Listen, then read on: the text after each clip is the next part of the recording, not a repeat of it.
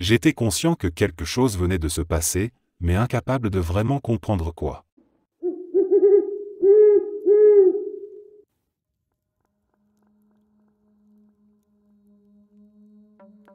Il y a quelques années, je traînais avec des amis un soir d'été, juste pour discuter, écouter un peu de musique et tuer le temps.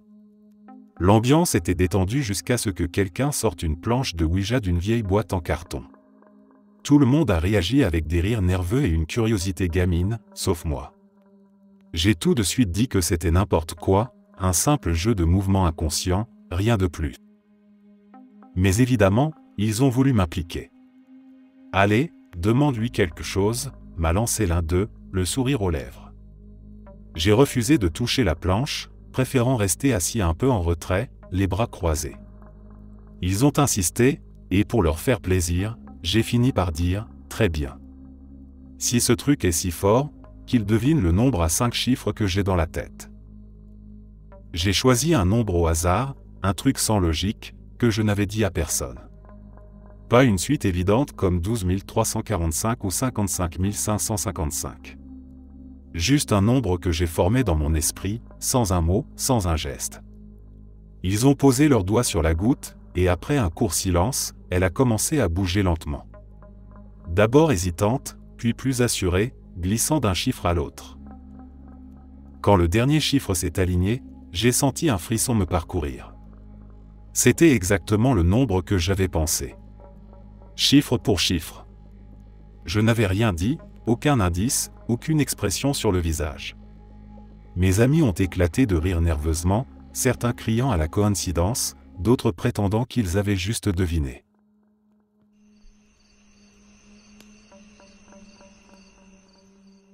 Il y a de nombreuses années, je partais pour un voyage d'affaires d'une semaine.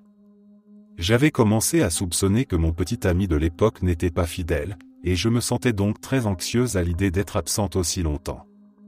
Le matin de mon retour, le téléphone de ma chambre d'hôtel a sonné, c'était lui. C'était étrange, car d'habitude, nous nous appelions le soir. J'ai tout de suite été sur mes gardes. Puis j'ai remarqué qu'il n'appelait pas de chez lui, car les bruits de fond ne correspondaient pas. Je l'ai confronté, et il a fini par admettre qu'il était sorti la veille, qu'il avait trop bu, qu'il s'était laissé raccompagner chez quelqu'un, qu'il ne se souvenait plus du nom de la fille, qu'il ignorait où il se trouvait ni même où était sa voiture. Quelle horreur! Dans son état second, j'ai réussi à lui faire avouer qu'il m'avait déjà trompé auparavant, et je lui ai dit que c'était fini entre nous et de bonnes chances pour retrouver sa voiture. Complètement bouleversé, j'ai mal relu mon billet de retour, confondu le numéro de vol avec l'heure de départ, et j'ai raté mon avion. La dame au comptoir de la compagnie aérienne a bien vu que je passais une très mauvaise journée et a été très gentille, mais il y avait une longue attente avant le prochain vol. J'étais assise à ruminer quand un bagagiste est passé devant moi avec une énorme boîte sur un chariot. Pas tout à fait la taille d'un lave-vaisselle, mais suffisamment grande pour attirer l'attention. L'étiquette de retour était également très visible et portait le nom Magda, avec comme pays d'origine Biélorussie. Et là, j'ai tout de suite su qu'il avait une liaison avec une femme portant ce prénom, venant de ce pays, aussi exotique et lointain que possible. Effectivement, quand je l'ai revu pour récupérer mes affaires, je lui ai balancé cette information. Il est devenu livide, comme s'il allait s'évanouir. Je ne sais pas comment j'ai su, mais c'est une histoire vraie.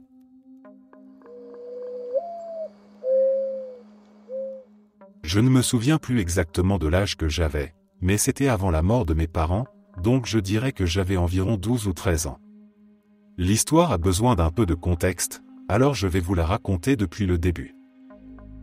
J'ai grandi dans une petite ville de Géorgie, un endroit assez reculé, entouré de bois. Mon grand-père avait acheté un grand terrain là-bas, mais plus tard il avait déménagé vers la banlieue et laissé la propriété à ses enfants. Mon oncle avait hérité de la maison principale, près de la route. Ma tante, elle, avait fait poser un chemin de gravier plus loin sur le terrain et vivait dans une caravane. Quand j'avais 6 ans, nous avons quitté le Tennessee et mes parents ont construit leur maison de rêve sur la part de terrain de mon père. On partageait l'allée de ma tante, mais elle bifurquait juste avant sa caravane pour aller encore plus loin dans la propriété. Autrement dit, nous étions assez éloignés de la route principale. La maison était de plein pied, mais construite à moitié sur une pente, ce qui faisait qu'il y avait un sous-sol. Il y avait donc une porte arrière qui donnait sur une pièce du sous-sol, tandis que le reste était enterré. Mes parents avaient toujours prévu d'aménager cet espace en véritable rez-de-chaussée, mais ça n'a jamais été terminé. Seule la moitié droite avait des murs finis, les 2 pièces de gauche étaient restées brutes, et mon père les utilisait comme atelier. Plus tard, il a développé une épilepsie et a perdu son emploi. Il faisait alors des petits boulots de jardinage pour une femme obèse et accumulatrice compulsive. Quand elle a été expulsée de chez elle, mes parents ont accepté, contre rémunération, de stocker une partie de ses affaires dans notre sous-sol inachevé, déjà plein d'objets accumulés au fil des années. Tout cela se trouvait dans la grande pièce où donnait la porte arrière.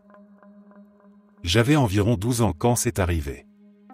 Ce jour-là, mes parents étaient sortis avec ma sœur, probablement faire des courses. J'étais seul à la maison, assis dans le salon à regarder la télévision.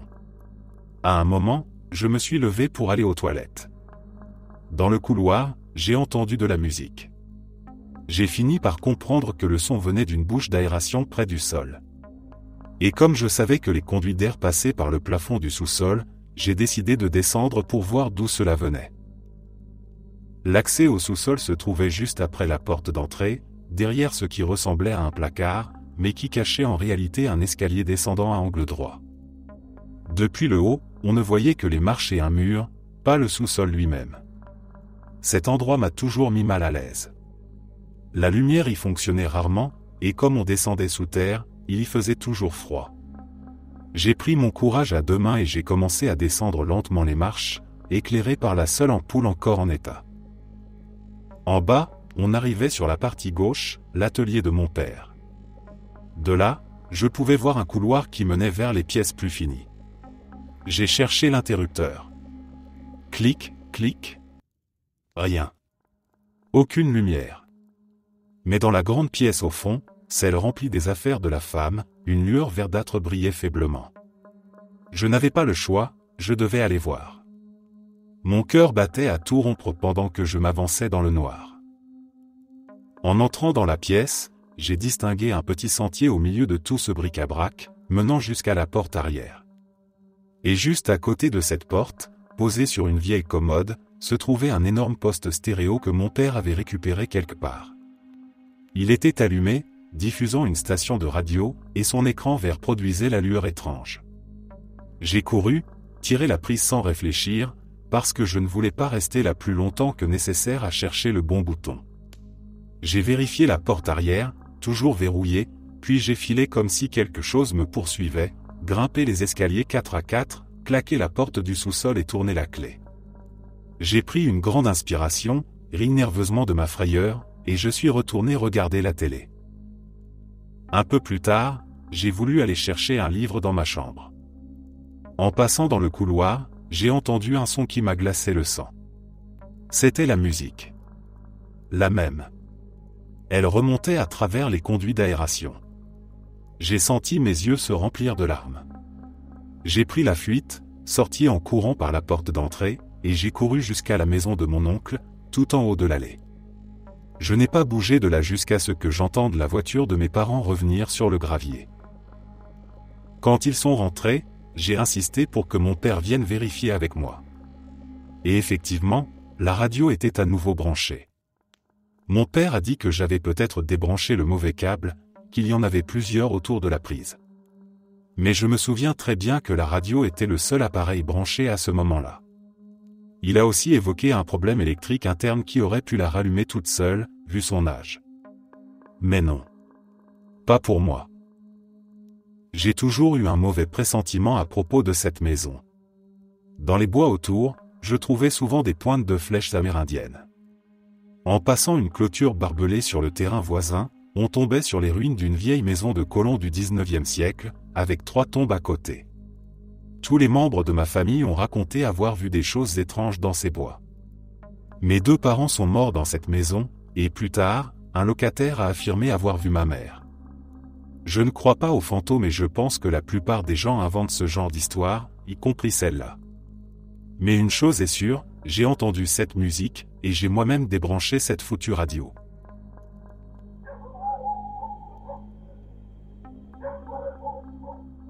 J'avais 11 ans. Ce jour-là, je suis sorti pour aller chercher quelque chose dans la voiture garée devant la maison. Il faisait encore clair, une de ces après-midi tranquilles où tout semble ordinaire. En revenant vers la porte d'entrée, j'ai vu une voiture se garer devant chez nous. À l'intérieur, il y avait quelques-uns des amis de mon frère John. En levant les yeux, j'ai aperçu John lui-même. Il courait vers l'arrière de la maison, exactement comme il le faisait souvent quand il voulait éviter qu'on le voie ou qu'il jouait à nous faire peur. Je n'y ai vu aucun mystère, c'était simplement mon frère, vif, plein d'énergie. Puis j'ai remarqué une autre voiture, un peu plus loin sur la route. 2 hommes en costume en sont sortis. Ils avaient l'air sérieux, mais à 11 ans, je ne me posais pas beaucoup de questions. Je suis rentré dans la maison et j'ai dit à ma mère, « John vient de courir vers l'arrière, ses amis sont devant, et il y a 2 hommes qui veulent te parler. » Elle a essuyé ses mains et est sortie, l'air un peu méfiant. Je l'ai vu discuter brièvement avec les hommes, puis ils ont insisté pour qu'elle rentre à l'intérieur avec eux. Ce genre de visite ne nous était pas complètement étranger, mes frères avaient déjà eu quelques ennuis, et il arrivait que la police passe poser des questions. Mais quelques instants plus tard, un cri déchirant a traversé la maison. Un son brut, inhumain. J'ai couru dans le couloir et j'ai vu ma mère s'effondrer, ses mains sur le visage. Les 2 hommes restaient là, raides, leur regard baissé. Ils venaient de lui annoncer que John avait été tué ce matin-là. Un tir accidentel, provoqué par un ami. Je n'ai pas compris. J'ai répété, encore et encore, que ce n'était pas possible, que je venais de le voir, qu'il venait de passer derrière la maison. Mais personne ne m'écoutait. Tout le monde pleurait, téléphonait, parlait d'horaires, de transport, de démarches. Et moi, je restais là, figé dans ce moment suspendu. Cela fait presque 19 ans maintenant, et pourtant, je revois toujours cette scène avec une précision troublante. John, courant vers le fond du jardin, sa silhouette vivante, réelle, tangible. Je ne peux pas l'avoir inventé. Je l'ai vu.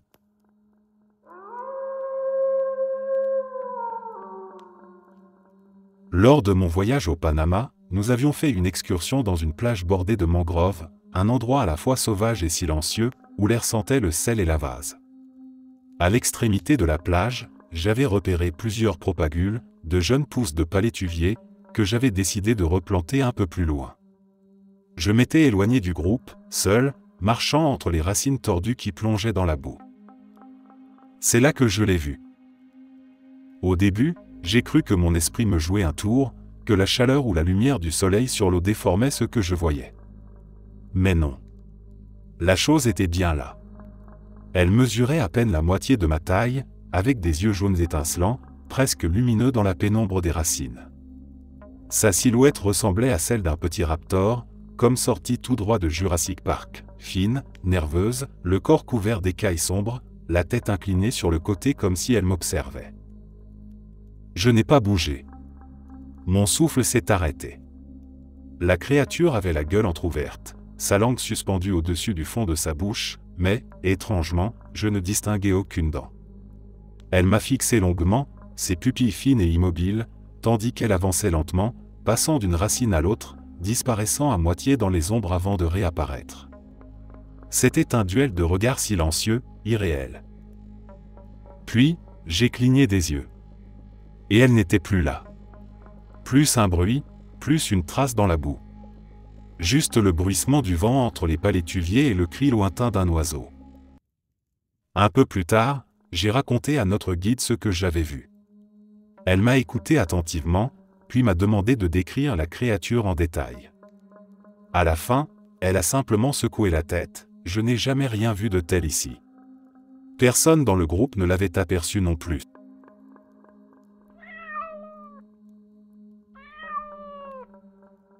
Je suis sûr que d'autres ont déjà vécu ce genre de choses, mais là, ça nous est arrivé 2 fois de suite, et ma femme et moi sommes restés figés, complètement silencieux pendant plusieurs minutes. Nous avons l'habitude de jouer à un petit jeu en voiture, on met la radio satellite en mode aléatoire, on commence à chanter une chanson avant qu'elle ne change, et on essaie de deviner au hasard l'artiste ou le titre. Un jeu idiot, totalement aléatoire. Ce jour-là, elle change de station, et je suis en train de chanter Hollow, du groupe Submersed. La station bascule, et là, pile au moment exact où j'en suis dans la chanson, le morceau passe à la radio, au même mot, à la même seconde. On se regarde, abasourdi, en mode « c'est quoi ce bordel ?» C'était parfaitement synchronisé, comme si la chanson reprenait à travers moi. On rit un peu, sans trop savoir quoi dire. Alors, pour plaisanter, je me mets à chanter une autre musique. Elle change de station, et là, encore une fois, pile au même endroit, les mêmes paroles, au même moment. Exactement. Franchement, quelles sont les chances d'un truc pareil, surtout avec des chansons aussi peu connues? Et que les deux soient calés mot pour mot, au même passage? Après ça, on s'est tu, fixant juste la route devant nous, sans rien dire pendant un bon moment. Notre enfant, à l'arrière, n'arrêtait pas de demander si tout allait bien.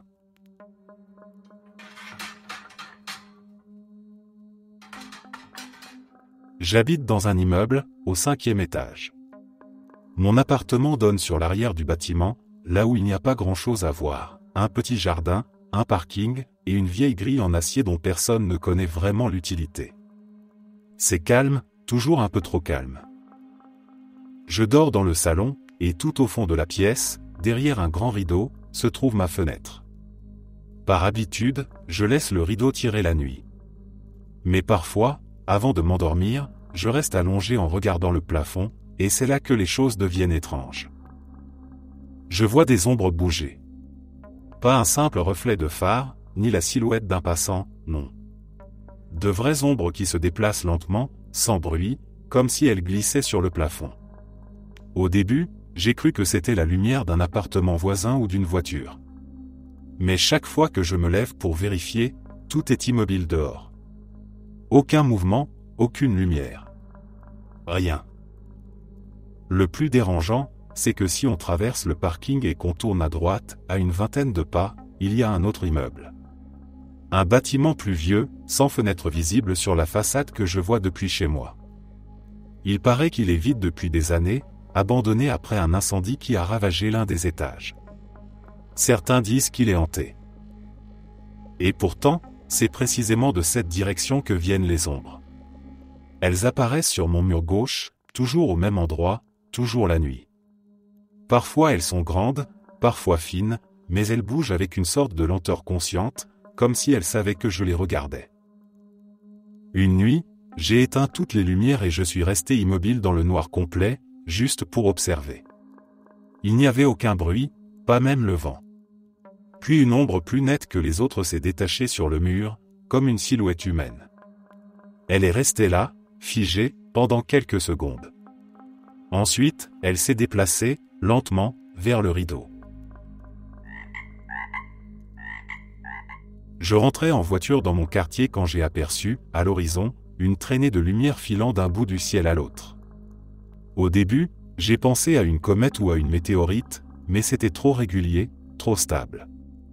La lueur ne faiblissait pas, elle avançait calmement, d'une intensité constante, comme si quelqu'un avait tracé une ligne de feu dans le ciel. J'ai ralenti, intrigué, les yeux fixés sur cette étrange traînée. Elle semblait provenir de la base aérienne, qui n'est qu'à quelques kilomètres de chez moi. Je me suis dit qu'il faisait peut-être un test, un lancement expérimental, quelque chose de secret. Pourtant, la direction ne collait pas, la lumière s'éloignait au-dessus des terres, pas vers la mer où ils font d'habitude leurs essais. L'autre possibilité qui m'est venue à l'esprit, c'est qu'il s'agissait d'un F-22 en post-combustion, ces avions de chasse capables de produire une flamme longue et brillante. Mais il y avait un problème, aucun son. Rien. Pas même un grondement lointain. J'avais les vitres baissées, le moteur presque au ralenti, et le silence était total. J'ai vécu près de cette base pendant des années, et quand un avion décolle avec la post-combustion, on le sent. Le sol vibre, les fenêtres tremblent, l'air lui-même semble s'ouvrir sous la puissance du bruit. Mais cette fois, rien de tout cela. Seulement cette lueur qui filait dans le ciel, comme un fantôme mécanique, silencieux, sans origine identifiable.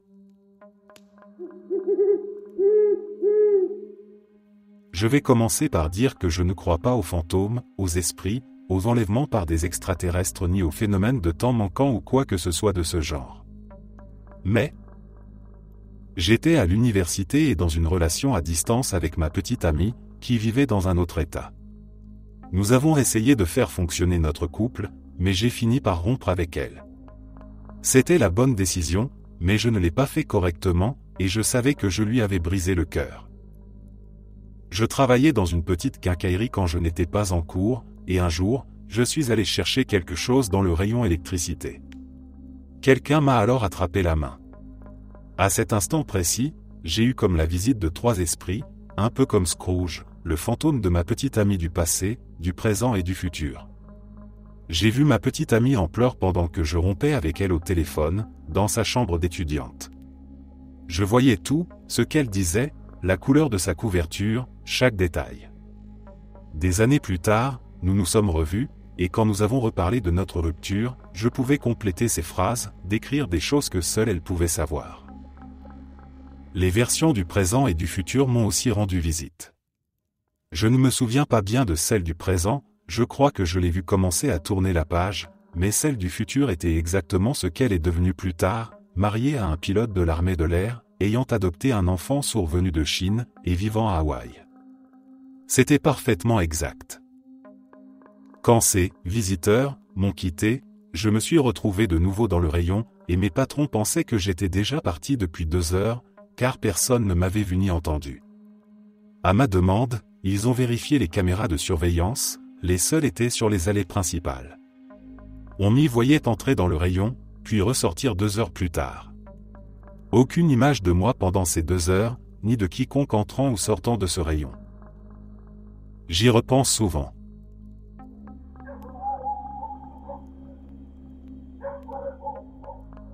J'ai un ami qui a vécu des choses terribles quand il était enfant. Des événements qu'aucun gamin ne devrait jamais voir. Depuis, il a toujours eu quelque chose de différent dans son regard, une sorte de gravité tranquille, comme s'il percevait le monde un peu autrement que le reste d'entre nous. Un soir, il était passé chez moi pour discuter un peu, boire une bière, rien de particulier. On avait ri, parlé de tout et de rien, et vers minuit, il a décidé de rentrer chez lui. Je l'ai raccompagné jusqu'à la porte, et il a commencé à traverser le jardin vers sa voiture. Il faisait sombre, pas un bruit, juste le vent léger qui faisait bouger les feuilles. Arrivé à mi-chemin, il s'est arrêté net. Il s'est tourné vers moi avec un visage que je ne lui avais jamais vu. Froid, sérieux, presque absent. Puis il m'a demandé d'une voix basse, « Tu le sens ?» Je l'ai regardé, un peu déstabilisé. « Sentir quoi ?» Il a marqué une pause, comme s'il pesait ses mots. « La mort, m'a-t-il dit. Elle est dehors, ce soir. » Il n'a rien ajouté. Juste ce regard étrange avant de se retourner et de continuer vers sa voiture. Le moteur a démarré, et il est parti sans un mot de plus. J'ai essayé de rire de ça intérieurement, me disant qu'il était simplement fatigué, ou qu'il se laissait aller à ses vieilles intuitions morbides. Mais une fois seul, l'atmosphère de la nuit me paraissait différente. Lourde. Comme si quelque chose pesait dans l'air. J'ai tout de même fini par aller me coucher, en essayant de ne plus y penser. Le lendemain matin, je me suis réveillé avec une drôle de sensation, un souvenir flou de cette phrase qui me trottait encore dans la tête. En sortant, j'ai croisé mon voisin, visiblement bouleversé. Il venait de découvrir que son cheval, un grand alezan qu'il élevait depuis des années, était mort pendant la nuit.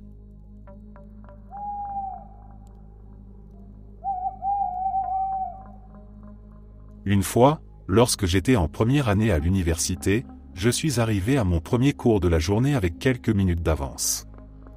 Il me restait environ 10 minutes avant le début du cours, mais comme un autre cours se déroulait encore dans l'amphithéâtre, j'ai décidé d'attendre dehors, sur un des bancs devant les portes. En arrivant, j'ai vérifié l'heure sur une horloge accrochée à l'extérieur de l'amphi, puis je suis allé m'asseoir sur un banc où se trouvait déjà une autre personne. Elle m'a regardé approcher, et même après que je me sois assis, elle a continué à me fixer. J'ai échangé un sourire un peu gêné, puis j'ai sorti quelque chose à lire de mon sac. Mais elle n'a pas détourné les yeux. Je commençais à me sentir très mal à l'aise. C'était une petite femme ridée, d'environ 65 ans. Elle n'avait rien qui laissait penser qu'elle venait pour un cours, et elle portait des vêtements épais et longs, alors qu'on était à la fin de l'été. Ses cheveux étaient gris et ébouriffés, et son regard avait quelque chose d'étrangement sinistre. Elle n'avait clairement rien à faire là. J'ai essayé de l'ignorer puisque les autres bancs étaient déjà occupés et qu'il ne restait pas longtemps avant que le cours commence. Mais plus elle me fixait, plus une étrange torpeur s'emparait de moi. J'avais la tête qui tournait, comme si je sombrais dans une confusion cotonneuse. J'entendais des bruits lointains, comme des cris dans mes oreilles, alors que tout autour de moi les gens ne faisaient que bavarder tranquillement et feuilleter leurs papiers en attendant leur cours. Je devenais de plus en plus désorienté, lourd, engourdi. C'était comme si j'étais drogué tout en perdant la raison. À un moment, j'ai même eu la nausée tellement je me sentais mal. Puis, au bout d'environ 10 minutes, les cloches du carillon ont sonné, annonçant le début du cours. J'ai rassemblé mes affaires, me suis levé et suis entré dans l'amphithéâtre. Pendant tout ce temps, la femme continuait à me regarder sans dire un mot.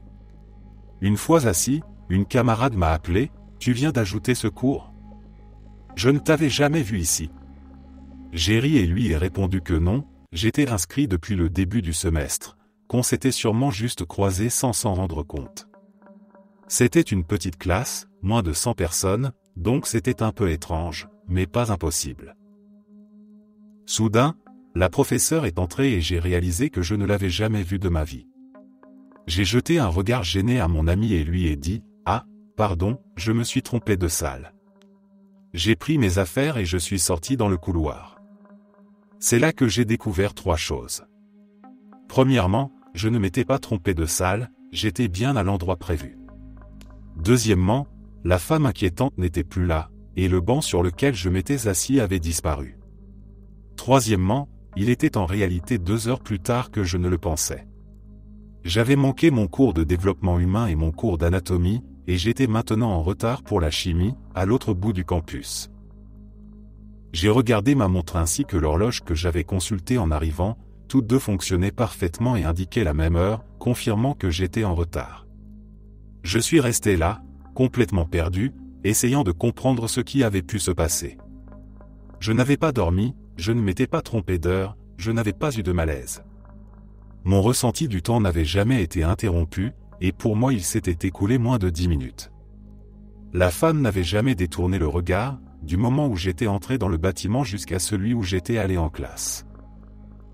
Je ne sais toujours pas ce qui s'est passé ce jour-là. Je sais que je suis arrivé à l'heure que je croyais, que je n'ai pas perdu connaissance, que je n'ai pas rêvé. Pourtant, j'ai perdu 2 heures sans comprendre comment. La seule explication que je trouve, c'est que cette femme était une sorcière qui m'aurait jeté un sort pour une raison inconnue. Ou bien que j'ai été pris dans une faille temporelle. Quoi qu'il en soit, je n'ai jamais trouvé la moindre explication rationnelle à ce mystère.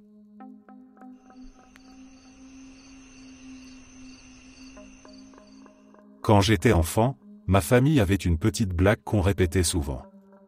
Chaque fois que quelque chose disparaissait mystérieusement avant de réapparaître plus tard, on disait que les fées s'amusaient à nous jouer des tours. C'était une expression un peu magique qu'on utilisait entre 5 et 10 ans, et encore aujourd'hui, on la sort parfois avec un sourire complice, juste pour plaisanter. Le souvenir le plus marquant de cette habitude, c'est celui de mes 2 cartes mémoire de PlayStation 1. L'une était transparente rouge, l'autre bleue. Je les avais toujours rangées dans le même tiroir que mes manettes et mes jeux, mais un jour, impossible de les retrouver. J'ai fouillé partout, dans le tiroir, sous le lit, dans mes boîtes de jeux, même dans les autres pièces de la maison. Rien. J'ai fini par prévenir ma mère, et elle s'est mise à chercher avec moi. On a retourné la maison entière, ouvert chaque tiroir, vidé chaque boîte. Les cartes restaient introuvables. J'étais déçu, surtout parce que j'avais perdu toutes mes sauvegardes. Quelques jours plus tard, j'en ai racheté une nouvelle, un peu à contre-cœur. Et c'est là que la chose étrange est arrivée. Le jour même où je suis rentré avec la nouvelle carte mémoire, j'ai ouvert le fameux tiroir pour y ranger mes jeux, et elles étaient là. Les 2 anciennes cartes, côte à côte, posées bien en évidence sur les boîtiers, comme si elles avaient été placées là exprès. J'ai appelé ma mère, incrédule. Elle est venue voir, et son expression a tout dit. Elle aussi se souvenait parfaitement qu'on avait vidé ce tiroir plusieurs fois, jusqu'à le laisser complètement vide à un moment. Il n'y avait aucun moyen qu'on ait pu les rater. On a ri nerveusement, et elle a simplement dit « Eh bien, les faits ont encore frappé ». Depuis ce jour-là, j'ai laissé mes cartes mémoire dans la console. Je ne sais pas si c'était vraiment les faits, mais parfois, quand quelque chose disparaît chez moi, je ne peux pas m'empêcher de me demander si elles ne rôdent pas encore dans un coin, prêtes à rejouer un de leurs petits tours.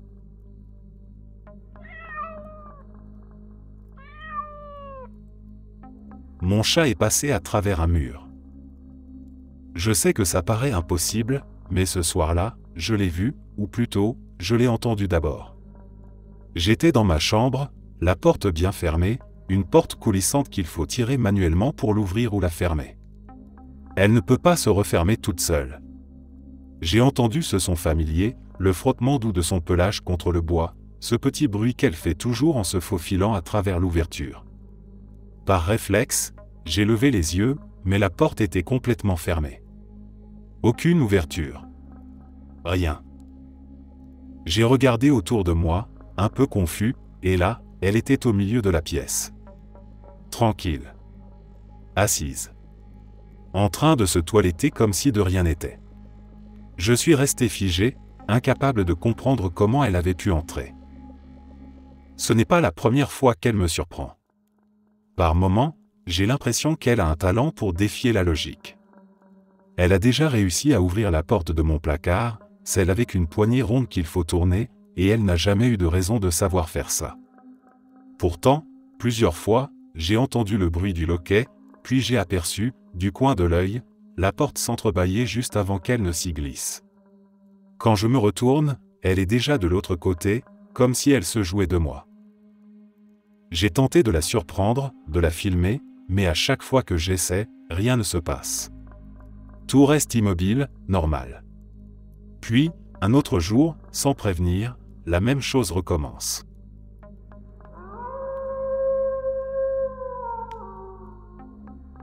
Quelques années après la mort de mon grand-père, ma mère avait choisi le symbole de la libellule pour se sentir proche de lui. Elle disait toujours que, lorsqu'une libellule apparaissait, c'était son père qui venait lui dire qu'il veillait encore sur elle.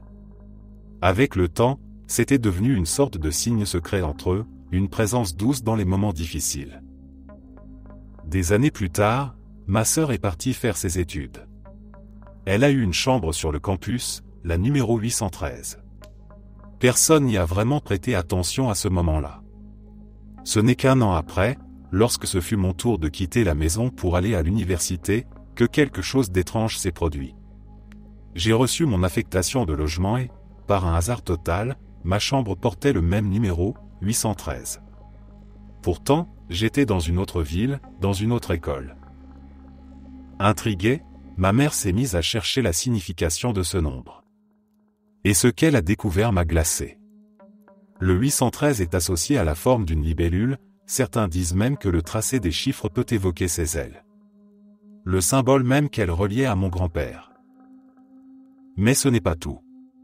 Le jour de mon emménagement, j'étais arrivé avant mon futur colocataire, ce qui m'a permis de choisir mon côté de la chambre. J'ai posé mes affaires, ouvert les rideaux, et en rangeant mes affaires sur le panneau d'affichage au-dessus du bureau, j'ai remarqué une petite épingle oubliée par les anciens occupants. Une minuscule punaise en forme de libellule, plantée là, comme si elle m'attendait. Je suis resté figé pendant plusieurs secondes. Ce n'était pas un motif courant, pas le genre d'objet qu'on trouve par hasard. Et surtout, c'était le seul élément laissé dans la chambre. Une seule punaise. Une seule libellule. Je ne suis pas quelqu'un de superstitieux. J'aime les explications rationnelles, les coïncidences, les probabilités. Mais celle-là, je n'ai jamais réussi à la comprendre. Tout semblait trop précis, trop aligné pour n'être qu'un simple hasard.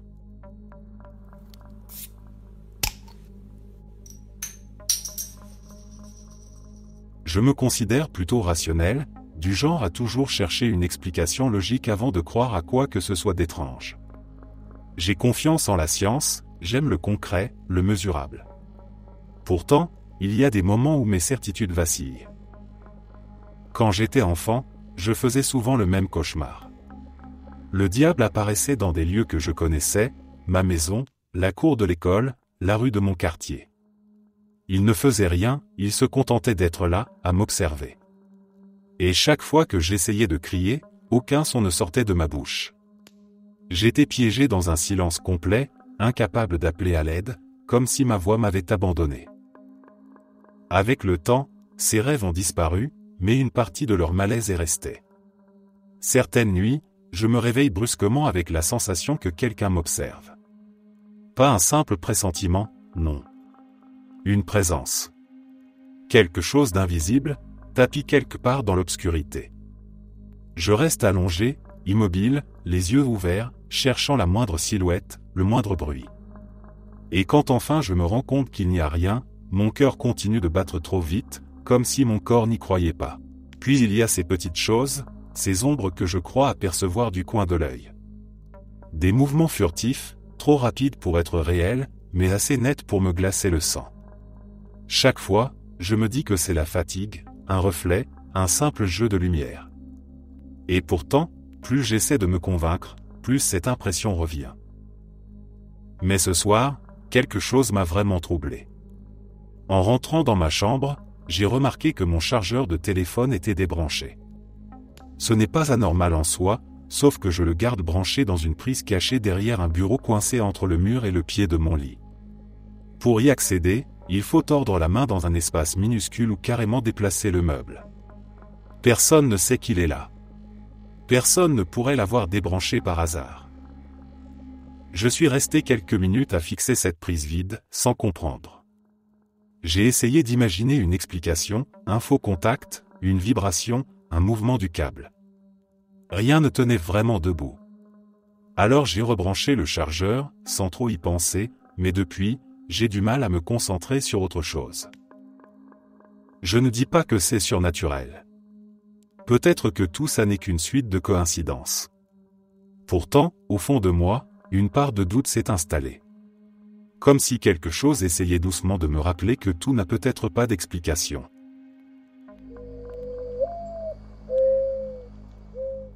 L'époque où mon père a utilisé la magie des esprits pour répondre à des questions que j'avais écrites et gardées sur moi sans qu'il le sache.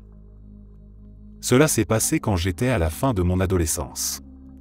Mon père écrivait souvent, le soir, des réflexions très métaphysiques. Il notait des explications sur la vie après la mort, l'au-delà, ce genre de choses. Étant plutôt sceptique vis-à-vis de tout cela, j'en avais parlé à ma mère. À ce jour, elle croit toujours profondément que mon père était un médium. Elle m'a alors lancé un défi, aller dans ma chambre et écrire des questions. Mon père était en déplacement pour le travail à ce moment-là. J'ai accepté. Je me suis enfermé dans ma chambre, j'ai rédigé à la main plusieurs questions sur l'au-delà et tout ce qui s'y rapporte, je les ai pliées et gardées dans la poche arrière de mon jean pour le reste de la journée. Je n'ai pas beaucoup changé depuis, je passais déjà la plupart de mon temps devant mon ordinateur, et ce jour-là ne faisait pas exception. Plus tard dans la soirée, mon père est rentré à la maison. Il est rentré dans ma chambre sans prévenir et m'a dit « Maman m'a dit de te donner ça ». C'était une feuille où figuraient toutes les questions que j'avais écrites, avec exactement les mêmes mots que j'avais utilisés, et en dessous, les réponses. Je ne crois toujours pas vraiment qu'il était un médium, mais depuis cette nuit-là, je me pose sérieusement la question.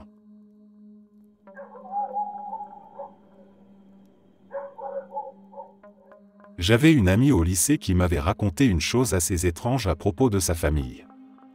Elle disait que, la nuit, quand tout le monde allait se coucher, ils entendaient une sorte de musique très lointaine, presque imperceptible.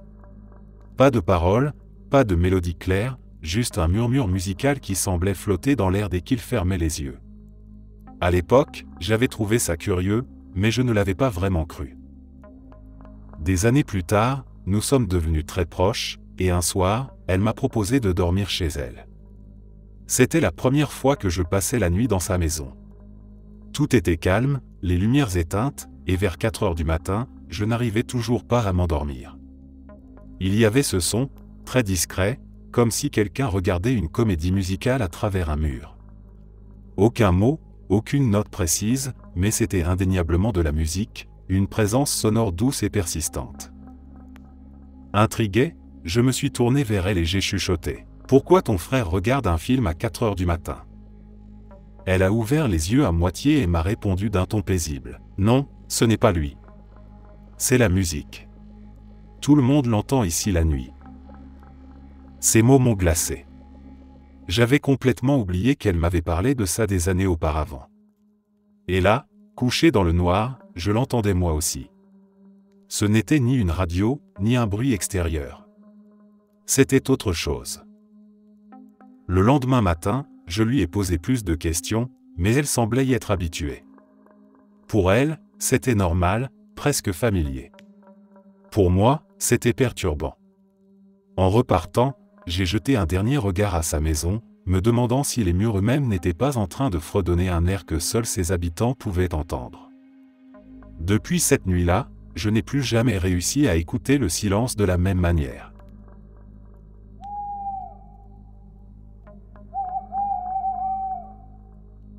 Ma mère est décédée en 2012. Quelques semaines après sa disparition, ma copine de l'époque, qui est aujourd'hui ma femme, et moi étions allés nettoyer son appartement. On voulait trier ses affaires, mettre un peu d'ordre avant de rendre les clés. C'était une journée longue, silencieuse, lourde de souvenirs. Le genre de moment où chaque objet semble chargé d'un poids invisible.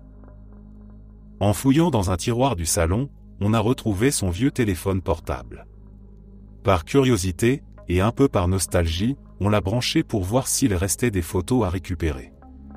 L'écran s'est allumé lentement, affichant encore son fond d'écran préféré, une photo de son jardin au printemps. Il y avait quelque chose de réconfortant à voir ce détail si familier.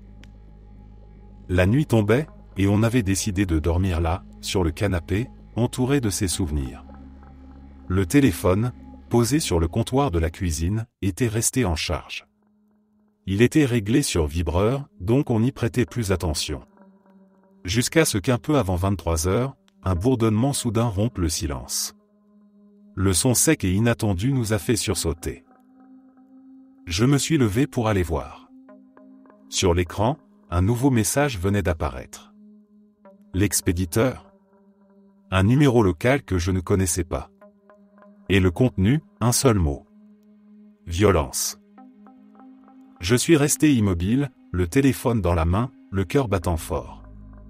Ma copine m'a rejoint, et quand je lui ai montré l'écran, elle a blêmi.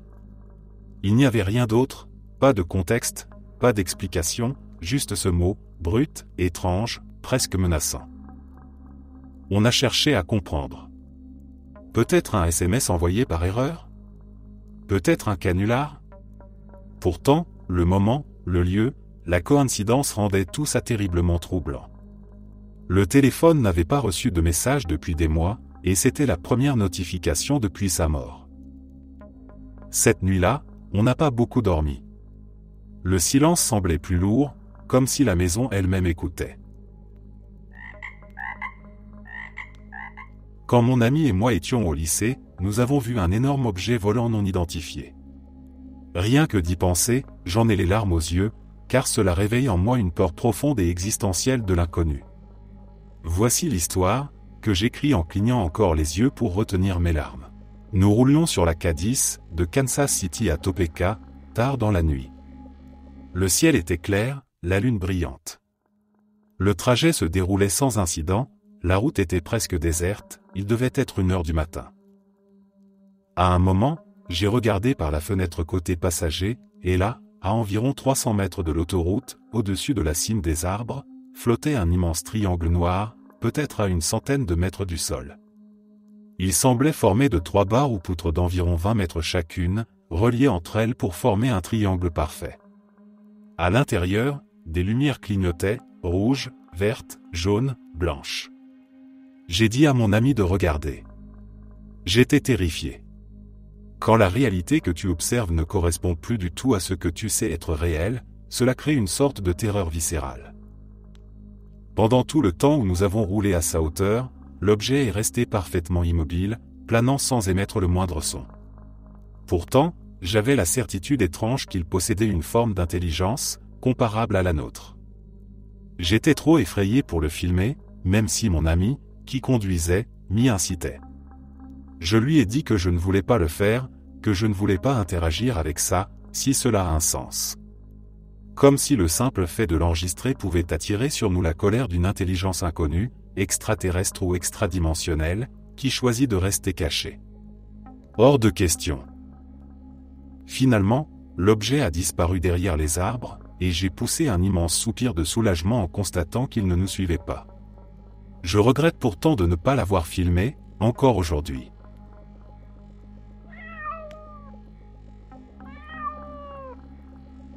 Il y a plusieurs mois, j'avais enfin réussi mon examen de moto et j'avais pris l'habitude de rouler partout dans ma ville. À l'époque, j'avais une petite 250 Ninja et l'un de mes trajets préférés était de descendre des collines vers la ville en passant par Kings Park, à Perth. Tout semblait normal et la nuit était douce. Kings Park est plein de routes sinueuses et de monuments aux morts, et comme il n'y a presque pas d'éclairage, il y fait très sombre une fois la nuit tombée. Alors que je roulais dans une zone particulièrement obscure, vers minuit, j'ai allumé mes pleins phares. La vitesse autorisée dans le parc est d'environ 40 km/h. En tournant dans un virage, j'ai remarqué un homme appuyé contre un arbre. Pour ne pas l'éblouir, j'ai baissé mes phares. L'espace d'une seconde. Et l'homme avait disparu. J'ai dû regarder une seconde fois, me demandant si je n'avais pas rêvé. J'ai arrêté ma moto et j'ai observé autour de moi. Il n'y avait personne. Pas de traces d'écorce qui auraient pu dessiner une silhouette, pas de buisson à proximité. Je suis parti de là aussi vite que possible, terrifié. Ce qui me trouble le plus, c'est qu'au pied de ces arbres se trouve toujours une petite plaque commémorant la vie d'un soldat tombé pendant la guerre. Ai-je vu l'esprit de l'un de ces soldats? Je ne crois pas vraiment aux fantômes, mais je maintiens ce que j'ai vu. Et depuis ce jour, je ne traverse plus jamais Kings Park seul, tard dans la nuit.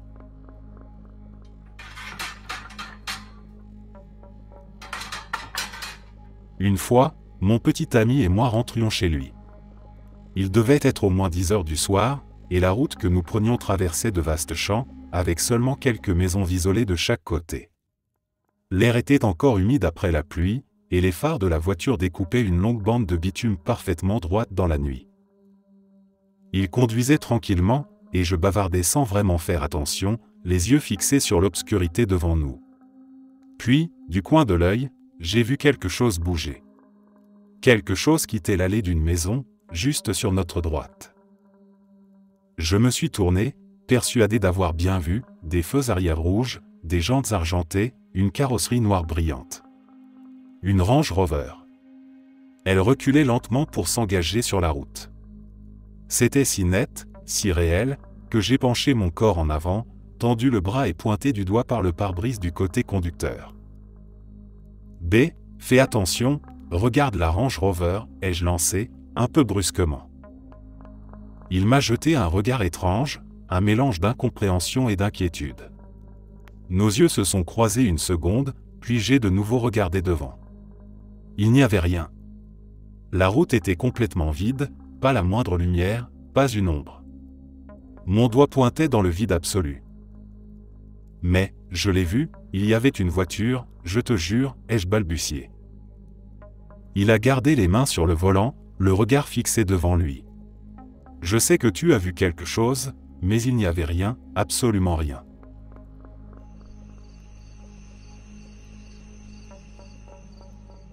C'était après une réunion parents-professeurs. Ma mère disait au revoir à mon père sur le parking avant de me ramener à la maison. Pendant qu'il parlait, je m'étais un peu éloigné, observant les autres enfants qui couraient et riaient autour de l'école. Il faisait encore un peu jour, l'air sentait la craie et la poussière, et tout semblait banal, jusqu'à ce que je le voie. Un homme, grand, chauve, vêtu d'un t-shirt et d'une sorte de combinaison orange nouée autour de la taille, comme un ouvrier ou, comme un détenu. Il marchait vite, sans hésiter, le regard fixé sur un point précis. Dans sa main, quelque chose brillait un instant, un objet long, métallique. J'ai plissé les yeux, cherchant à voir ce que c'était. Et soudain, il s'est dirigé droit vers un garçon à quelques mètres de moi. En une fraction de seconde, il a attrapé l'enfant par les cheveux et a levé le bras. Ce que j'ai vu ressemblait à une hache. Mon estomac s'est tordu, mon cœur a cogné dans ma poitrine. J'ai voulu crier, mais une camionnette est passée entre eux et moi, couvrant la scène tout entière. Le bruit du moteur a duré à peine quelques secondes. Quand le véhicule a dégagé la vue, l'homme avait disparu. L'enfant, lui, continuait de marcher tranquillement, comme si rien ne s'était passé. Pas de cris, pas de panique. Le monde autour de moi avait repris son rythme normal. Je restais figé, incapable de comprendre. J'avais vu cette scène clairement, chaque geste, chaque détail, le reflet du métal, la tension dans le bras de l'homme. Et pourtant, il n'y avait plus rien. Même en balayant les environs du regard, personne ne semblait avoir remarqué quoi que ce soit. Ma mère m'a appelé, me demandant de venir, et je n'ai rien dit. Je me souviens simplement de cette nausée persistante, de ce froid étrange dans mes mains. Ce n'était pas un rêve, pas une hallucination. C'était trop réel, trop net.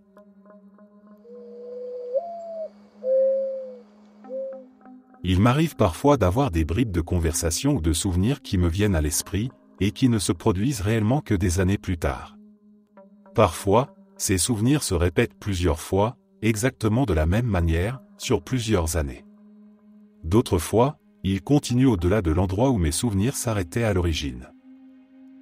Une fois, j'étais malade, un peu dans un état de semi-hallucination, et j'ai eu une sorte de vision, ou de souvenir, d'une sensation d'être observé dans des bois baignés d'une lumière de lune très vive. Il y avait aussi des fragments de phrases qui s'y mêlaient, sans ordre précis, et j'ai simplement pensé que c'était une expérience étrange, rien de plus. Plus tôt cette année, j'ai commencé à remarquer que de plus en plus de ces mots et phrases apparaissaient dans ma vie quotidienne, comme si le souvenir revenait se coller à la réalité. Puis, brusquement, tout s'est arrêté au début du mois de mars. Dans les premières semaines de mars, j'ai participé à une randonnée d'entraînement pour un voyage prévu à Filmon, l'un des sites d'aventure du BSA. Et cette scène au clair de lune s'est réellement produite. La température a chuté brutalement, passant d'environ 15 degrés Celsius à moins 9 degrés Celsius. Tout était silencieux, et ma respiration formait des nuages devant moi. Je ressentais une présence, comme si quelque chose, juste hors de mon champ de vision, m'observait sans bouger. Cette nuit-là, je n'ai pratiquement pas dormi. À un moment, j'ai entendu un bruit sourd, comme une grosse branche qui tombait tout près, assez fort pour faire vibrer le sol. Mais au matin, aucune branche fraîche n'était visible. Plus tard dans la nuit, j'ai été réveillé par des sons lourds, rythmiques, comme de grandes enjambées, accompagnés d'une respiration rauque, juste à l'extérieur de ma tente. Le matin venu, plusieurs de mes compagnons de randonnée m'ont dit qu'ils avaient, eux aussi, entendu les bruits sourds pendant la nuit. Pourtant, il n'y avait aucune trace de quoi que ce soit.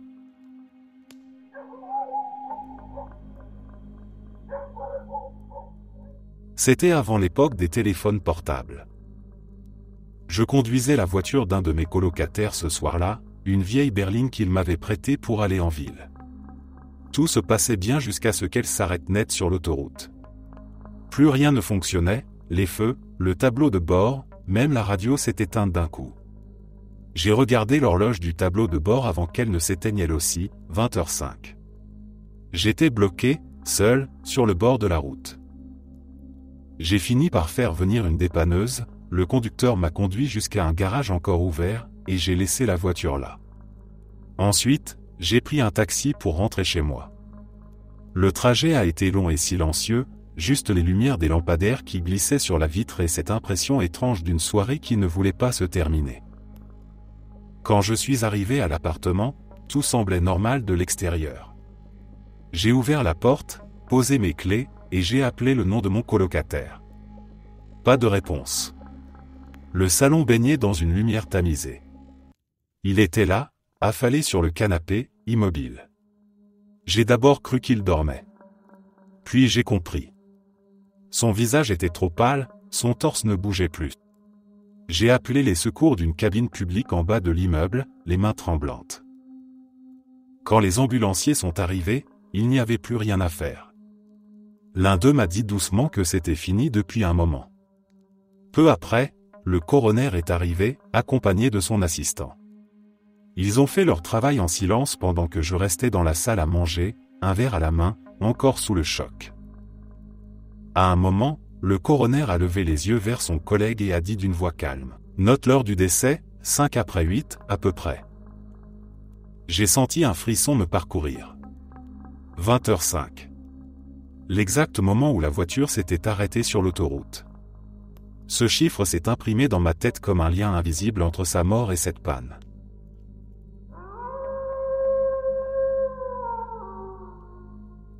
Après la naissance de mon enfant, une amie est venue me rendre visite avec un cadeau, un magnifique bouquet de fleurs dans un vase en verre, finement décoré.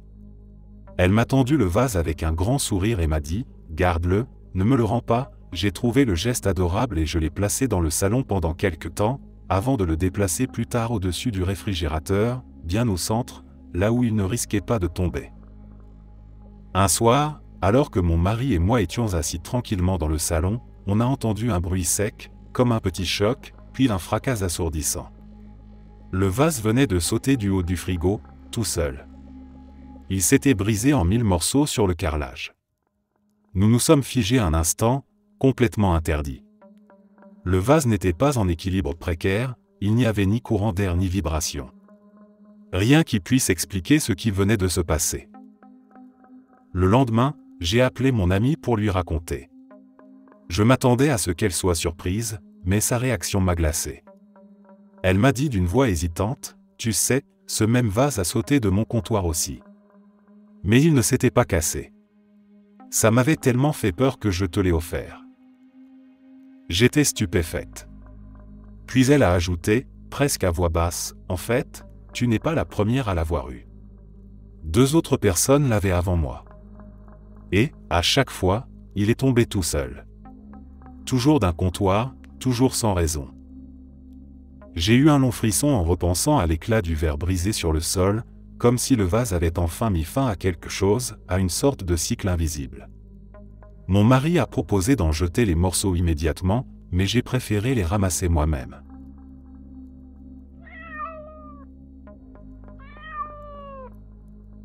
Il y a plusieurs décennies, je regardais la télévision tard dans la nuit, après minuit, quand une publicité pour du café avec John Cleese est passée à l'écran. À ma grande surprise, au milieu de la publicité, Cleese s'est soudainement penché vers la caméra et a poussé un cri aigu, presque un hurlement. Puis il a repris son discours publicitaire comme si de rien n'était, sans faire la moindre allusion à ce qu'il venait de faire. Mon cœur a fait un bond, mais je me suis dit que c'était typique du gars déjanté des Monty Python. Ce serait tout à fait son genre de tourner une publicité où il fait quelque chose de ce style, juste pour faire sursauter les gens. Une semaine plus tard, j'ai revu la même publicité. Je m'en souvenais parfaitement et j'ai attendu le moment du cri, mais cette fois, il n'a rien fait. Cela m'a un peu troublé, mais je me suis dit qu'ils avaient peut-être tourné 2 versions différentes de la même pub, juste pour semer le doute. Je n'ai jamais revu la version avec le cri. Ce n'est pas totalement inexplicable, je suppose que j'ai peut-être eu une sorte d'hallucination, ou que je me suis assoupi quelques secondes sans m'en rendre compte. Pourtant, je n'étais pas du tout fatigué, et je n'ai jamais vécu une expérience similaire depuis.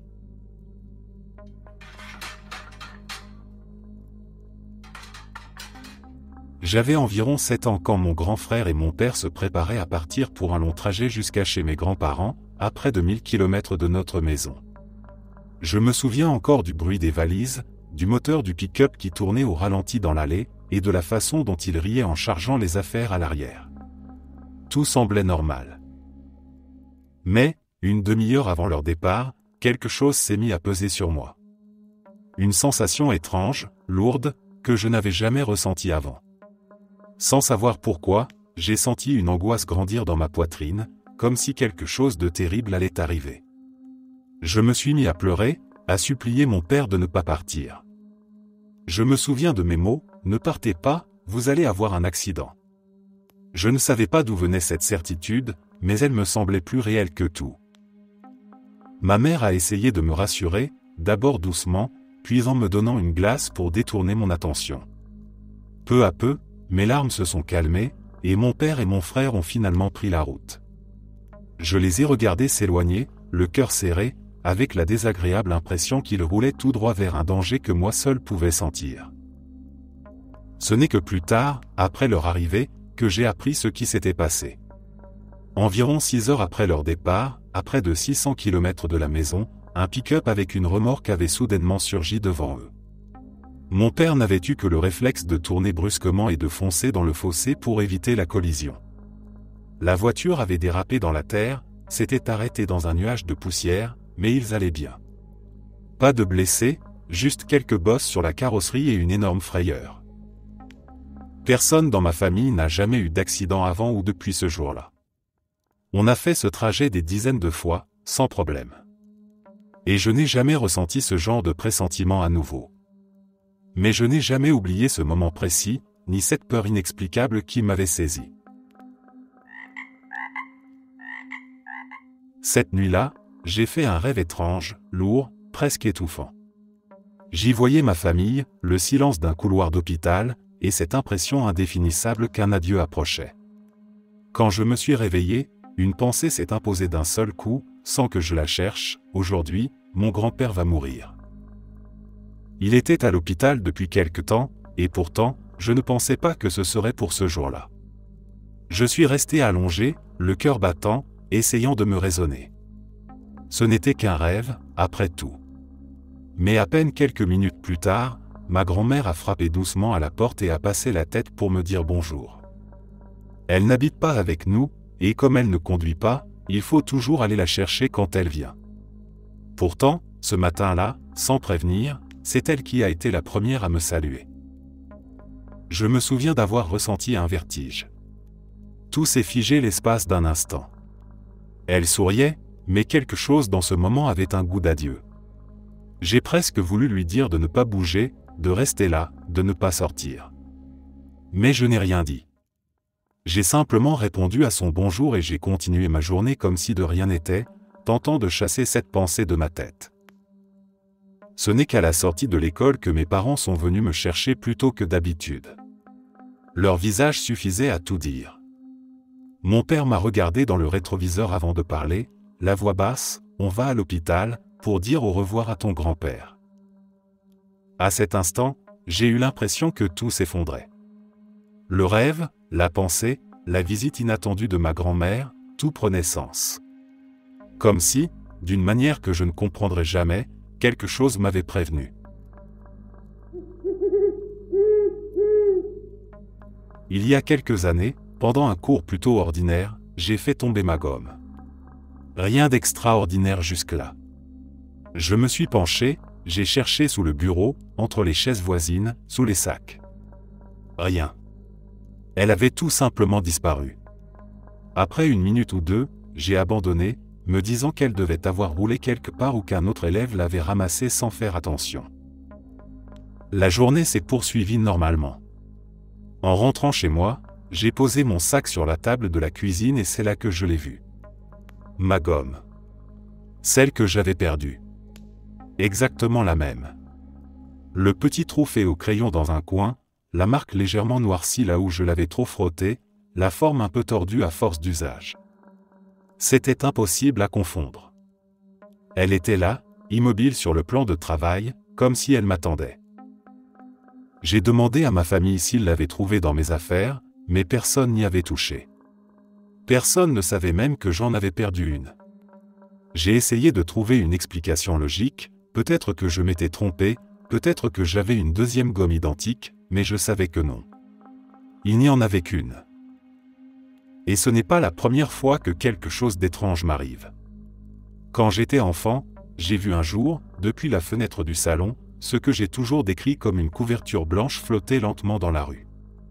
Ce n'était pas une personne, pas un drap poussé par le vent. C'était quelque chose de trop régulier, trop fluide, qui avançait sans bruit, sans mouvement de l'air.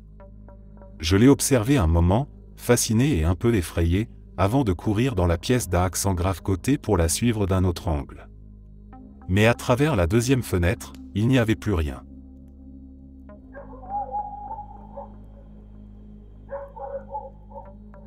Mon frère et moi étions sous l'effet d'un mélange de médicaments hallucinogènes prescrits, et nous avions décidé de sortir marcher un peu, histoire de nous aérer. Ce n'était pas la première fois que nous expérimentions des visions étranges, alors rien ne nous surprenait vraiment. Les formes ondulaient, les lumières semblaient respirer, le monde vibrait doucement autour de nous. Mais ce soir-là, il s'est passé quelque chose de différent. Alors que nous longions une rangée d'arbres, un mouvement a attiré mon attention. Sur le tronc d'un grand arbre, l'ombre s'est mise à bouger d'une façon impossible, comme si elle prenait vie.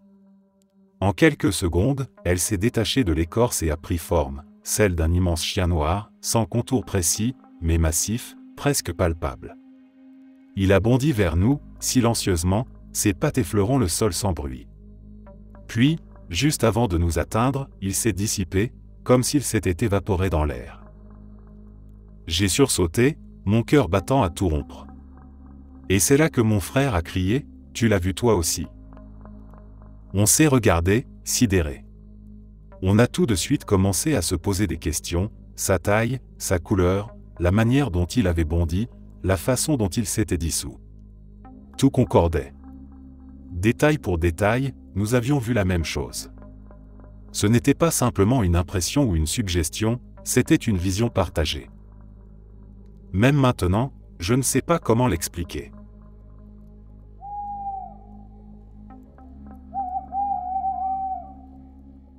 Dans la campagne espagnole, j'avais environ 10 ans. Quand j'étais enfant, mon père m'achetait chaque été quelques poules pour que je m'en occupe. Ensuite, ma tante les élevait et, malheureusement, les mangeait, ce que j'ignorais à l'époque. Cet été-là, j'élevais 2 poussins, une teinte rose que j'avais appelée Poliana et un vert nommé Maximiliano. Oui, j'étais un peu dramatique dans le choix des noms de mes animaux. Un après-midi, j'étais assis sur le porche de la maison en train de lire Harry Potter. Les 2 poussins picoraient un peu partout autour de moi. À un moment, ils sont descendus dans le chemin, vers le champ, et je ne les voyais plus. Ils y étaient déjà allés auparavant sans problème, mais pas ce jour-là. Soudain, Maximiliano, le poussin vert, est revenu en courant vers moi en poussant des cris aigus et affolés. Il semblait complètement paniqué, battait des ailes et bougeait de manière frénétique, comme s'il essayait de me dire « Aide-moi. Aide-moi ». Je me suis levé et je l'ai suivi. Il m'a conduit jusqu'à un endroit un peu plus bas, où j'ai vu Poliana, ma poule rose, allongée sur le dos. Un chien était sur elle et la mordait. J'ai eu très peur, j'étais si jeune. J'ai attrapé un bâton et je l'ai lancé en direction du chien. Il a eu peur et s'est enfui. Je me suis approché de Poliana, persuadé qu'elle était morte. Elle avait du sang partout. J'étais en larmes quand je me suis agenouillé pour la ramasser. Mais au moment où je me suis approché, elle a ouvert les yeux, s'est relevée et s'est mise à courir vers la maison, suivie de Maximiliano. Mon père a soigné sa blessure à la patte, et après une semaine, Poliana était complètement remise. Je ne me lasserai jamais de raconter cette histoire. Une poule m'a littéralement dit que son ami avait besoin d'aide. Cela paraît fou, mais je n'oublierai jamais comment Maximiliano, paniqué, est venu me chercher pour me conduire à Poliana et lui sauver la vie.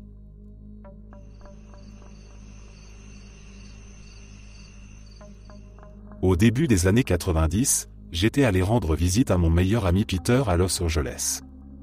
Il partageait alors son appartement avec un certain Tim. Le soir même de mon arrivée, nous avions décidé de bavarder autour d'une bière, et la conversation avait fini par glisser vers les histoires de planches Ouija. En plaisantant, j'avais lancé « Je me demande si on pourrait en fabriquer une nous-mêmes ?» Peter avait gardé une boîte en carton d'une chemise que je lui avais offerte quelque temps plus tôt. Je l'ai prise, j'ai tracé les lettres, les chiffres, le oui, le non et le au revoir. Avec un morceau de carton découpé, j'ai bricolé une petite planchette. C'était censé être un jeu, un passe-temps de soirée. Pourtant, dès les premières minutes, la planche a commencé à bouger. Tim, qui était passablement ivre, nous accusait Peter et moi de faire bouger la planchette exprès. Pour prouver que nous ne trichions pas, il a eu une idée, écrit un mot dans la salle de bain, sans nous le dire, et on demandera au tableau de le révéler. J'ai accepté. Je suis allé dans la petite salle de bain éclairée par une ampoule jaunâtre. J'ai pris un bout de papier, et sans réfléchir, j'ai écrit un mot simple, CUP. Je l'ai plié et mis dans ma poche, le cœur battant sans trop savoir pourquoi. Quand je suis revenu, Tim et Peter avaient déjà posé leurs doigts sur la planche. Ils ont demandé, quel mot a-t-il écrit? La planchette s'est mise à glisser doucement. CUPE. J'ai senti le sang me quitter le visage. J'ai sorti le papier de ma poche, tremblant, et leur ai montré le mot. C'était exactement le même. Peter m'a regardé, blême.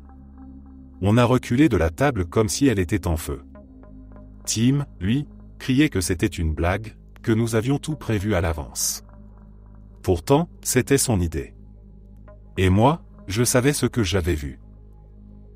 On a fini par brûler le carton sur le balcon, en silence, à regarder les lettres se tordre dans les flammes jusqu'à n'être plus que cendres. La fumée sentait le plastique fondu et quelque chose d'autre, une odeur métallique qui m'a donné la chair de poule.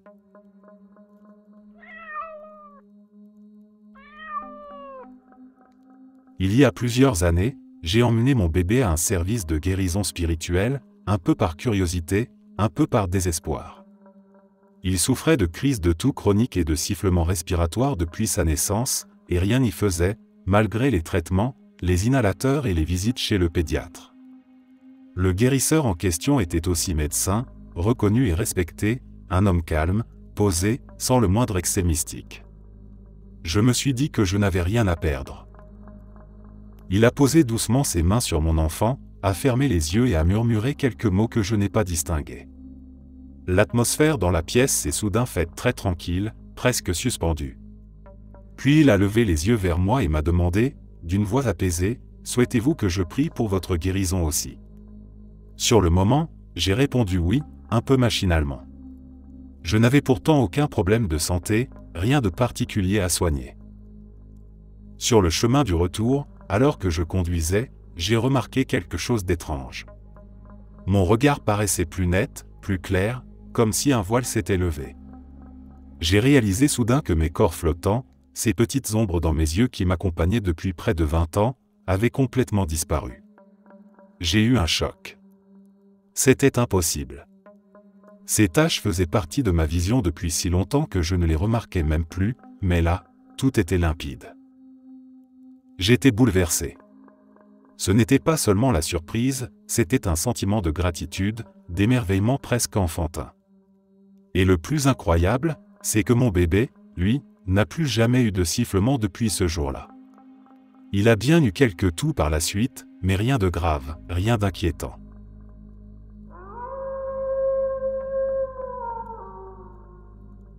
Il y a environ 2 ans, j'étais sorti faire quelques courses avec ma mère, rien d'inhabituel.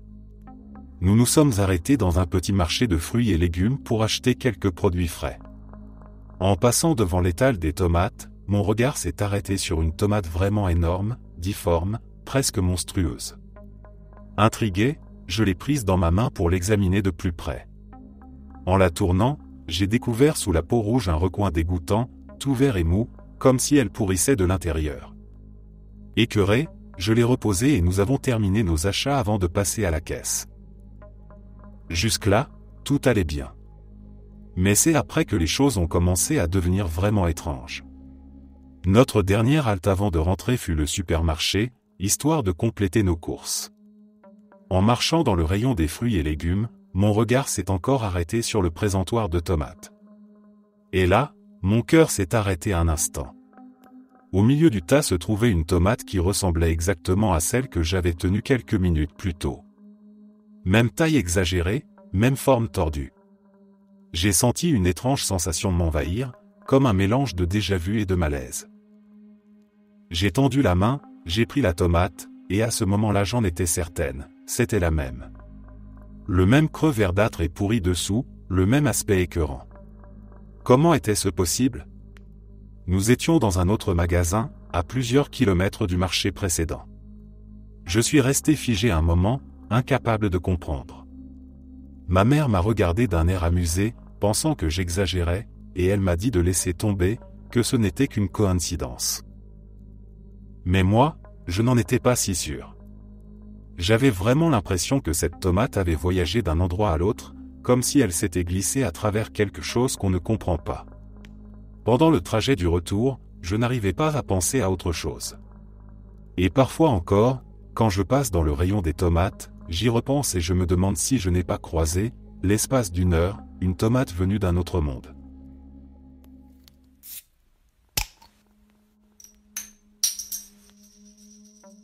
Je n'avais aucun symptôme. J'avais 43 ans. Un matin, en me réveillant, j'ai ressenti une douleur étrange sur le côté gauche, près du cœur. J'aurais sans doute ignoré cela et serais allé travailler, mais c'était un jour férié. Ma femme et moi étions à la maison, et je lui en ai parlé. Inquiète que ce soit une crise cardiaque, elle a insisté pour qu'on aille aux urgences. Nous y sommes allés, et la douleur a commencé à diminuer lentement. On m'a fait une radiographie, un électrocardiogramme, et on m'a mis sous surveillance. Tout semblait normal. Le médecin des urgences pensait qu'il s'agissait probablement d'une crampe musculaire. Mais, par précaution, elle m'a demandé de passer un scanner. J'ai accepté. Nous avons attendu des heures aux urgences pour les résultats. Au moment où la médecin est revenue, la douleur avait complètement disparu. Elle est entrée dans la pièce, s'est assise et nous a annoncé qu'elle avait trouvé des taches sur mon foie. J'ai tout de suite compris ce que cela signifiait, j'avais un cancer. Après une série de nouveaux examens, le diagnostic est tombé, cancer du côlon de stade 4, avec métastase au foie et aux ganglions lymphatiques. 70% de mon foie était recouvert de tumeurs. C'était il y a presque 2 ans. Depuis, j'ai subi 5 opérations et 36 séances de chimiothérapie.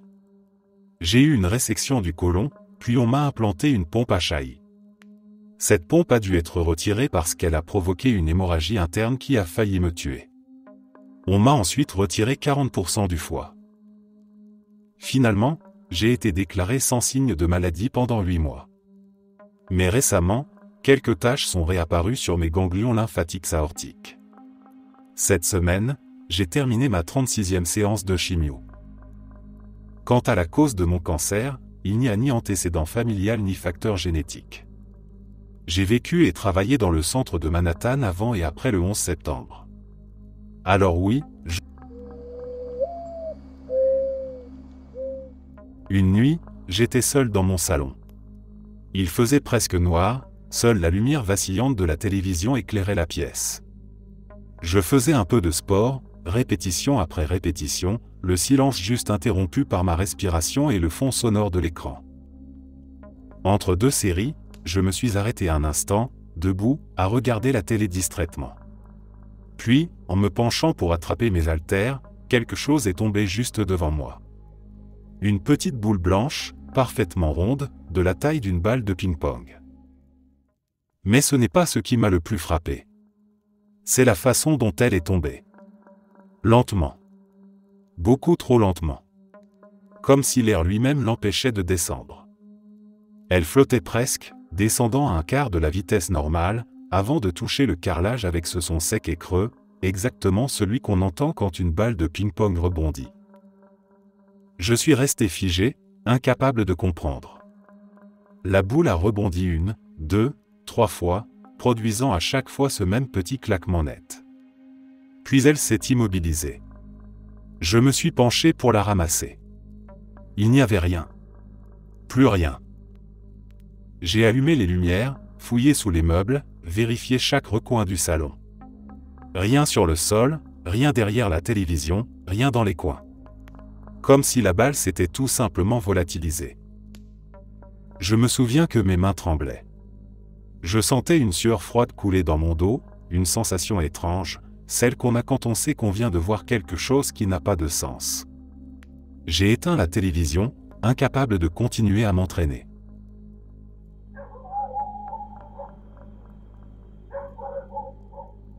Une fois, alors que je jouais seul à un jeu sur mon ordinateur, j'ai soudainement commencé à entendre des bruits étranges dans mon casque. Au début, j'ai cru que c'était un simple bug du jeu, alors j'ai quitté la partie, fermé toutes les fenêtres ouvertes, mais les sons ne se sont pas arrêtés. C'était comme si j'étais en communication avec quelqu'un. J'entendais des bruits de fond, des murmures lointains, parfois même une respiration calme, presque endormie. À un moment, on aurait dit que la personne s'était assoupie, puis qu'elle s'était réveillée d'un coup. J'ai retiré mes écouteurs, vérifié autour de moi, mais rien ne venait de l'extérieur. Par curiosité, j'ai parlé dans le micro de mon casque, juste pour voir s'il y avait une réaction. Silence total. Personne ne me répondait. L'inquiétude a commencé à monter. J'ai rouvert chaque programme, scanné mes processus en arrière-plan, rien d'anormal. Alors j'ai redémarré mon PC. Mais lorsque la machine s'est rallumée, les bruits étaient toujours là. Plus fort. Cette fois, j'ai distinctement entendu une voix masculine. Elle parlait doucement, dans une langue que je ne comprenais pas, entrecoupée de longs silences et de bruits étouffés, comme si quelqu'un bougeait dans une pièce sombre. Pris de panique, j'ai arraché le câble d'alimentation et je suis resté figé un long moment devant l'écran noir. Le lendemain matin, j'ai rallumé mon ordinateur. Tout fonctionnait normalement. Plus un son, plus un murmure. Juste le silence habituel du démarrage. Les bruits n'ont jamais refait surface, mais, parfois, quand je branche mon casque, j'ai encore l'impression d'entendre, très loin, un souffle presque imperceptible.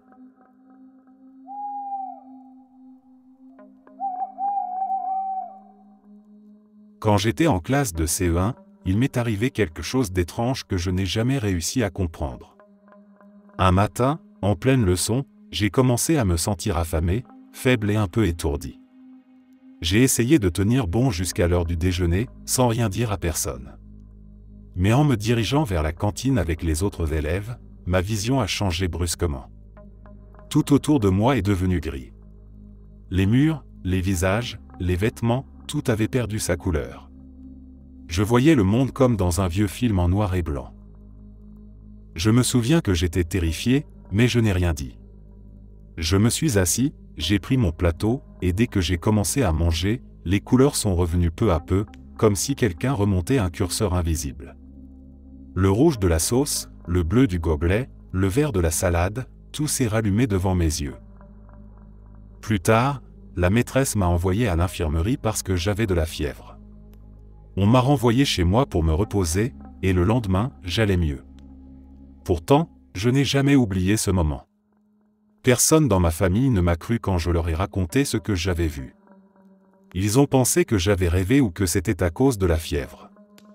Mais au fond de moi, je sais que c'était réel. Quand j'étais au lycée, je rentrais tard du travail un soir.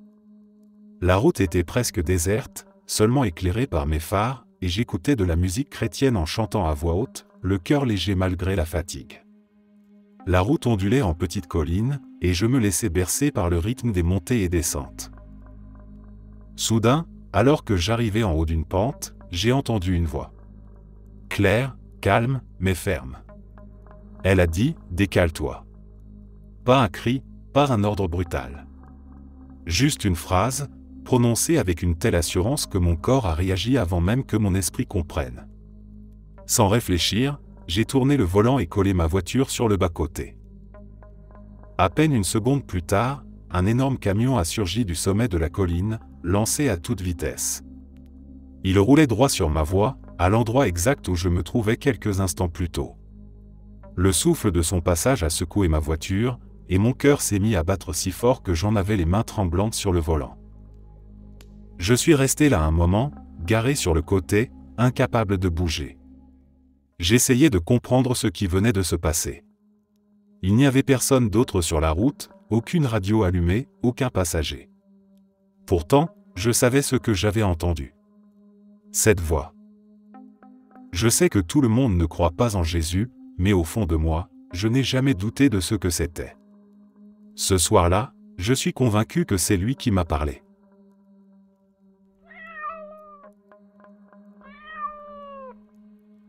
J'étais en dernière année d'université et je vivais seul dans une toute petite maison, à peine assez grande pour contenir un lit, un bureau et un peu d'espoir. J'étais fauché, épuisé, et terrifié à l'idée de ce qui allait se passer. J'avais déposé un chèque de $600 que je ne pouvais pas réellement couvrir, pensant naïvement que j'aurais le temps de récupérer l'argent avant qu'il ne soit encaissé. Mais les choses avaient mal tourné, et je savais que j'étais dans une impasse. Ce soir-là, je suis rentré du travail avec le ventre noué. Je me sentais idiot, honteux, incapable d'en parler à qui que ce soit. La maison était silencieuse, plongée dans une pénombre familière. J'ai posé mes clés, traîné les pieds jusqu'à ma chambre, et là, je me suis arrêté net. Sur le sol, juste devant mon lit, se trouvait une enveloppe de banque. Blanche, un peu froissée, avec le logo d'une banque que je ne connaissais même pas celle où j'avais mon compte. Je me suis accroupi, intrigué, et quand j'ai ouvert l'enveloppe, j'ai figé. À l'intérieur, exactement 600 $. En billets impeccablement pliés. Je me suis relevé lentement, le cœur battant fort. La porte était verrouillée, les fenêtres fermées, rien n'indiquait qu'on soit entré chez moi. Personne ne savait pour ma situation, personne à qui j'aurais pu en parler. Je me suis assis sur le bord du lit, l'enveloppe dans les mains, incapable de comprendre. Ce n'était pas seulement de la surprise, c'était une sensation étrange, comme si quelqu'un, quelque part, avait su. Comme si on m'avait tendu la main au moment exact où j'étais sur le point de sombrer.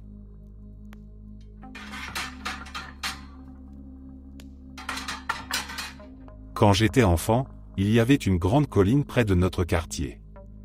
C'était notre terrain de jeu favori.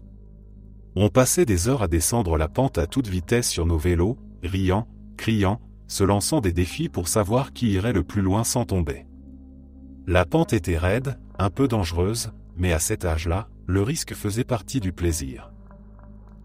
Un après-midi d'été, le soleil était haut, et la terre sèche sentait la poussière chauffer. Je me préparais à descendre à mon tour, le cœur battant d'excitation. J'étais sur le bord, prêt à me lancer, quand l'un de mes soi-disant amis s'est approché derrière moi. Sans prévenir, il m'a poussé. J'ai perdu l'équilibre, la roue avant a heurté une pierre qui dépassait, et tout s'est enchaîné trop vite. Je me souviens du choc, du vélo qui s'envole, de mon corps qui se tord, puis de cette sensation irréelle de flottement. Soudain, je n'étais plus dans mon corps. Je me voyais tomber, rouler, rebondir sur la terre. C'était comme si j'étais suspendu au-dessus de la Seine, observant tout d'en haut. Je voyais mon corps dévaler la pente, le vélo se tordre, la poussière s'élever dans l'air chaud.